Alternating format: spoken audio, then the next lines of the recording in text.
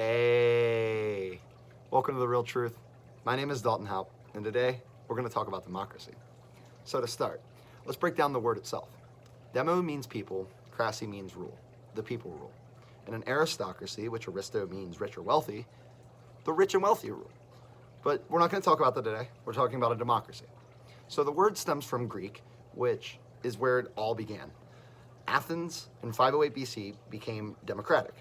Does this mean that everybody in their society voted on everything? No, that is not what that means, because only a small percentage of the people could vote. They had requirements. The United States, when we first began, had requirements as well. You had to be a white male and own property. So democracy is just the idea of the people get the choice, and there's different forms of democracy. There is all different types of democracies. You could have different degrees of democracy. It's like picture it like a spectrum, and each form of government that is democratic could be placed somewhere on that spectrum. The United States is somewhere on that spectrum because the people can vote. Do we vote on every single policy? No, we do not. And that's why we are not a direct democracy, or a pure democracy is also what that could be called. We are a constitutional republic, representative democracy. Either way though, the people do get a choice. Now in later videos, I'm gonna talk about some of the problems with democracy. For an example, right now we're experiencing something called hyperpartisanship, or hyperpolarization, where the two sides split and nobody wants to talk. If you're watching this and you are pretty Republican or pretty Democrat, you may not like talking to the other side. You might not want to talk to a Republican if you're a Democrat, because you don't like how their views are. They're immoral or whatever. And same way with the Republicans, the Democrats. They'll say that they're immoral and that their policies will ruin the country. But something to remember is that we are a democratic culture. We have a democratic process. People have the right to vote for the people they want to represent them.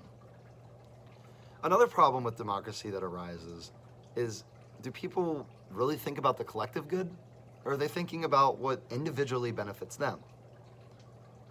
And a third problem, which we'll talk about these and more in later videos, a third problem would be the idea that if nobody votes, what happens? What if one person within a democracy of 10 million voted? Is it a democracy? Like, if the people just strictly chose not to do it, is it a democracy or an authoritarianship at that point? Because one person's making the choice, the other people have the opportunity to, but they don't. Which is a good reason why you should vote in our country. I know a lot of people are like, oh, well, voting, it's pointless, my vote doesn't matter, but we'll get into some of that more. But that way of thinking does not create any productivity for the country, because if every single individual thought like that, then there would be nobody voting. If everybody thought like that except for one person, we'd be a dictatorship. There'd be one person making all the decisions. He would vote for himself for everything. And I know our government doesn't run like that, but if nobody's gonna vote in this hypothetical, then nobody's gonna be holding offices. You guys get what I'm saying. So, just to leave this with, a democracy is when the people rule. This is something you need to know in our modern day, because whether you live in Europe or the United States or even Canada, all of these societies are somewhere on that democratic scale. We push for democracy. The United States has tried to democratize many different countries, and we would like to spread it. And although we think it's the best system, is it really? We'll talk about that and more in later videos. Please make sure to check them out. And like I said, I'm Dalton Haupt here with The Real Truth, and I'll real see you.